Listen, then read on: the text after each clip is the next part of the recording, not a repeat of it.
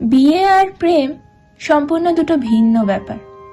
প্রেমের ফ্যাসিনেশন নিয়ে বিয়ে করতে গেলে আপনি পস্তাবেন, নিশ্চিত থাকুন। আপনারা একই প্যারেন্টিং এর আন্ডারে, একই রেস্ট্রিকশনে, একই পরিবেশে বড় হওয়া ভাই বোন নন। টোটালি ডিফারেন্ট জীবন দর্শনের দুজন মানুষ।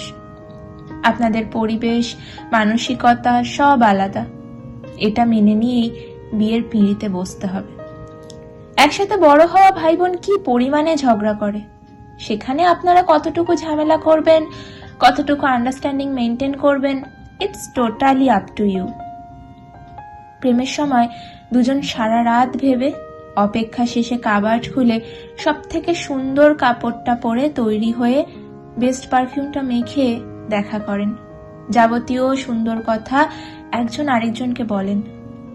বিয়ে তা নয়। বিয়ে জগতের সুন্দরতম অসুন্দর জিনিস।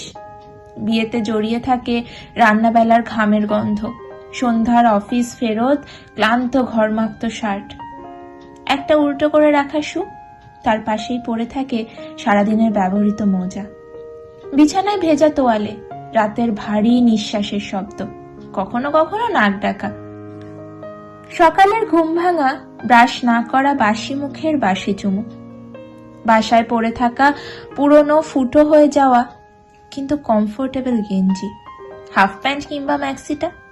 বিয়ে মানেই হাজারো নোংরা জিনিস। কোথায় যেন পড়েছিলাম, পৃথিবীর সবচেয়ে জঘন্য কথা হয় স্বামী স্ত্রীর মধ্যে, এবং সবচেয়ে সুন্দর কথাও হয় স্বামী স্ত্রীর মধ্যে। এরা রেগে গেলে একে অপরকে এমন নোংরা কথা বলে যা অন্য কেউ বললে হয়তো খুনোখুনিটা না হলেও আজীবনের জন্য মুখ দেখা দেখিটা বন্ধ থাকতো। কিন্তু সেই রাগ শান্ত হলেই এদের মতো মধুর সম্পর্ক আর নেই। বিয়ে করার আগে 100 বার ভাবুন, কথা বলুন সব বিষয়ে, সময় নিন। ঠিক তেমনি বিয়ে ভাঙার আগেও 100 বার ভাবুন, কথা বলুন সব বিষয়ে, সময় নিন।